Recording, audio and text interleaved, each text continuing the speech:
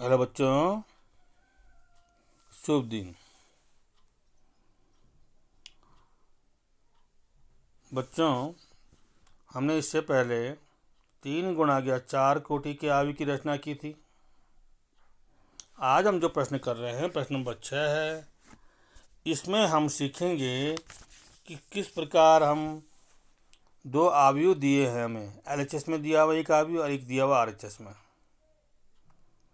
इनके संगत अवयवों की तुलना से एक्स के, वाई के और जेड के मान निकालते हैं। ये सवाल हमारे पास एक्स वाई जेड के मानों के निकालने से संबंधित है। आइए करते हैं। ये मेरा 8वां लेक्चर है। आइए देखते हैं। प्रश्न नंबर 6। प्रश्न नंबर 6 का पहला सवाल है कि निम्नलिखित समीकरणों से एक्स वाई तथा जेड के मान ज्ञात कीजिए। आपको समीकरण के रूप में यहाँ पर आयु दिए हैं। तो हमारे पास एलएचएस में यानी बाएं पक्ष में जो आयु दिया हुआ है वो दिया हुआ है 4 3 पहली पंक्ति और x 5 दूसरी पंक्ति, यानी 2 × 2 कोटि का आयु दिया हुआ है। पहली पंक्ति में 4 और 3 है और दूसरी पंक्ति में हमारे पास x और 5 है। बराबर लिखा हुआ है आरएचएस में वाई जेड पहली पंक्ति के अवयव और 1 5 दूसरी पंक्ति के अवयव। तो जो हमारे पास आरएचएस में यानी राइट हैंड साइड में जो हमारे पास आयु दिया हुआ है वह है वाई जेड पहली पंक्ति और 1 5 दूसरी पंक्ति। अब देखो बच्चों, बीच में बराबर चिन्ह लगा हुआ है।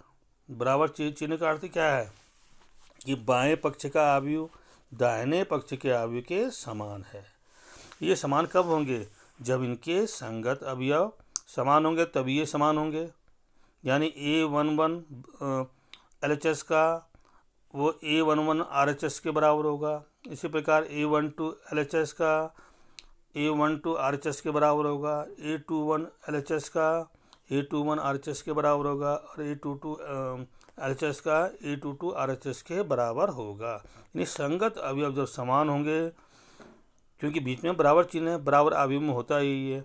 आइए इनके संगत अवयव क्योंकि समान हैं तो मानक आयु में प्रत्येक कोटि के आयु का स्थान क्या होता है? निश्चित होता है। आपको मालूम है, चाहे वो 2 × 2 कोटि का आयु है, 3 × 3 कोटि का आयु है, 2 × 3 कोटि का आयु है, प्रत्येक आयु में प्रत्येक अवयव का स्थान क्या होता है? निश्चित होता है।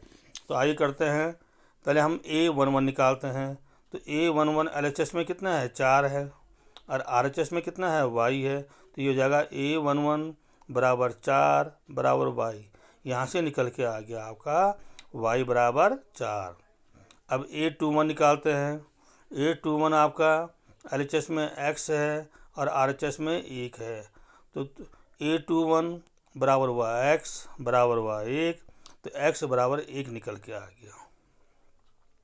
इसी प्रकार A12 निकालते हैं जेड के मान निकालने के लिए। यहाँ देखिए A12 एलएचएस में 3 है और आरएचएस में जेड है, तो ये निकल के आएगा A12 बराबर 3 और बराबर जेड। ये इंगित करता है कि जेड का मान 3 निकल के आ गया।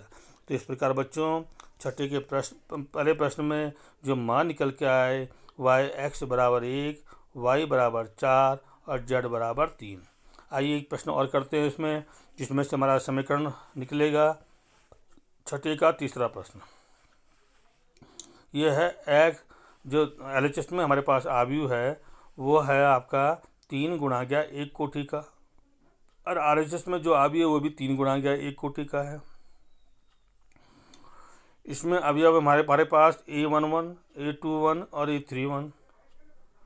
तो ये क्या होंगे? संगत अवयव समान होंगे। तो हमारे पास जो एलएचएस में वह है आयु है ये है x plus Y plus Z पहली पंक्ति का अवयव, दूसरी पंक्ति का अवयव है x प्लस जेड और तीसरी पंक्ति का अवयव है y प्लस जेड। और ये हमारे पास एलएचएस में है और आरएचएस में हमारे पास जो अवयव हैं A11 में 9 है, A21 में 5 है और A31 में 7 है। क्योंकि बच्चों बीच में बराबर चिन्ह लगा हुआ है, इसका अर्थ है कि एलएचएस का आयु आरएचएस के आयु के समान है। हम कहेंगे कि क्योंकि दोनों आयु समान हैं अतः इनके संगत अवयव भी समान होंगे, तभी हमारे क्या होंगे, अवयव समान होंगे। या इसका उल्टा कि अवयव तभी समान होंगे जब उनके संगत अवयव समान होंगे। आइए देखते हैं A11 LHS में कितना है, x plus Y plus Z है। RHS में कितना है, 9 है। तो यहाँ से हम कह सकते हैं कि A11 बराबर x plus Y plus Z बराबर 9। ये आपका समीकरण नंबर 1 हो गया। अब A21 निकालते हैं।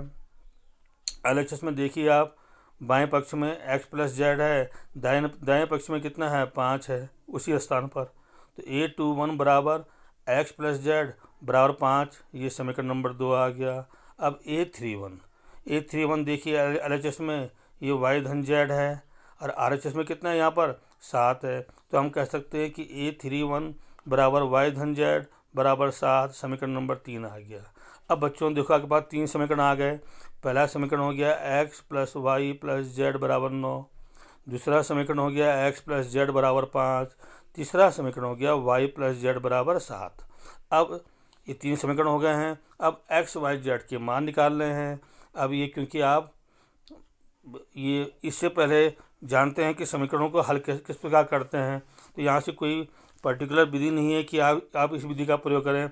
जो भी आपको उपयुक्त लगे आप उस विधि का प्रयोग कर सकते हैं। तो यहाँ मैंने समीकरण 1 से समीकरण 2 को घटाया, तो समीकरण 2 में एक्स जेड है, समीकरण 1 में x plus Y plus Z है। तो जब हम समीकरण 1 से समीकरण 2 को घटाएंगे तो x और z कट जाएगा, हमारे पास y बच जाएगा और हो जाएगा 9 ऋण 5।